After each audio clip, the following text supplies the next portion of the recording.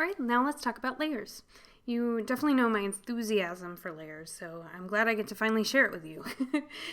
Okay, so let's look over here on our right-hand side. We have our layers window, and it does all kinds of crazy stuff, but let's just cover the basics for now. We'll dive into more detail later. Okay, so creating a new layer, everything we need to know is kind of down here at the very bottom. So our new layer button is down here next to this trash can. So in order to create a new layer, we'll just click that and we have our new layer here. It just defaults to a title of layer 1. So I'm going to put a simple shape in this layer and I'm going to make a perfect square. And now to make a perfect square, I need to have this rectangle tool selected over here. And then in order to make a perfect square or perfect circle, if we have the ellipse tool selected, we would hold down shift while we click and drag, and that makes a perfect square. It's beautiful. Okay, so here's my perfect square. I let go, and now we have our properties window, which I don't like. It's pretty simple. It lets us change the height and width of our square right here. So I could do 100 by 100 and change the size of my square if I wanted to. I could change the color here.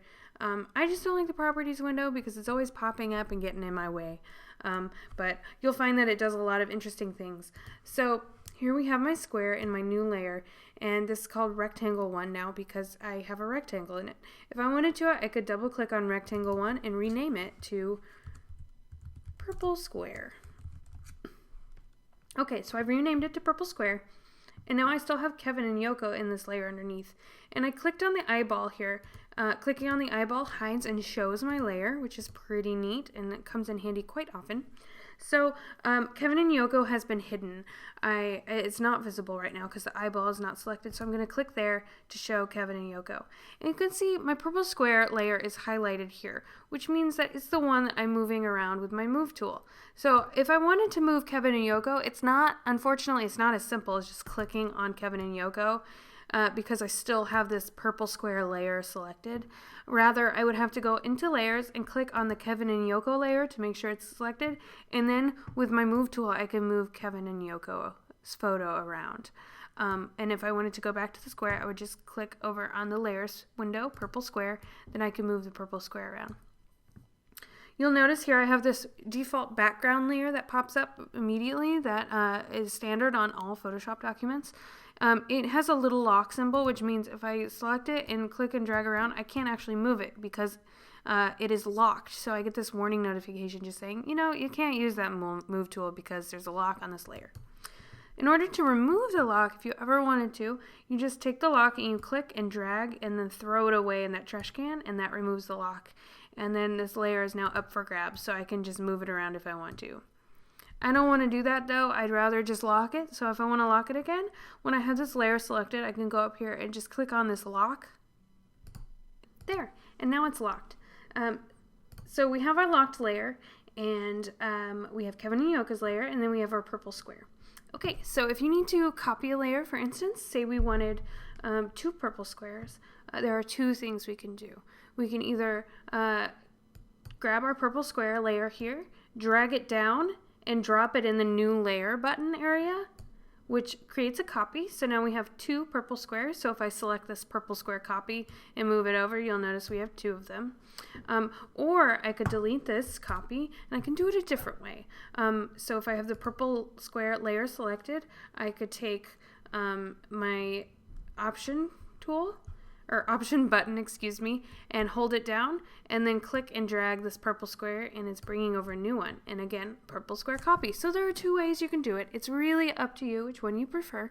I do it pretty much usually the latter of the 2 methods. But again, everything's all personal opinion in Photoshop. And you'll notice sometimes that I will be definitely doing things that you might find a shortcut for or a different way to do it. And that's absolutely fine. Everybody uses Photoshop differently, and there are so many ways to accomplish everything you want to do. Okay, so now let's talk a little bit about forming groups and putting things into groups and folders. So they're technically called groups in Photoshop, but if you look down here, third from the right, we have our group button, which is just like creating a new folder or creating a new group is what it's called. So if I click that, I have this little folder icon here where it says group 1. If I name this, I could just name this folder ! Why not? It's exciting. Okay, so now I can drag things and drop them into the folder And now they're grouped. So if I have a lot of things that are associated with one another, I could put them in a folder together. It just keeps our layers a little bit more organized. So if I click this arrow here, it minimizes that and kind of tucks all them inside of the folder. And then again, you can rearrange things in whatever order you'd like if we had a bunch of folders or a ton of layers. So if I expand them and then minimize them, you can see what happens there. If I put things in a folder and I want to click this eyeball, I can hide that folder so we can't see it. I could also show the folder, lock the folder, unlock the folder, do all kinds of stuff here, and it's quite nice. One last thing I want to tell you is changing the color of the layers. If you are a color coding kind of person, you like to keep things nice and organized, which I definitely do, especially when you have a lot of things. Say all purple squares throughout my design, I want to make sure that I can see them. So I'm going to right click by either holding down Control and clicking on the eyeball, or just right clicking the old fashioned way with my mouse, and I can see these color options here. I'm going to select purple because it is the closest color to this purple square that I wanted to mark. And you can see here that it just gives it a little color, and this is completely optional. You know, this is just a little tip that I have to recommend to keep things clean and decluttered. But you can see here that we now know how to colorize. We now know how to lock layers. I can throw away a layer by clicking it, dragging it to this trash can, letting it go. I'll just delete this one too, and then delete this folder. And we also just know how to create new layers, copy layers, put layers into groups and folders, and remove locks and apply locks. So that's all there is to know for beginners layer information. We'll dive deeper into some of these things later.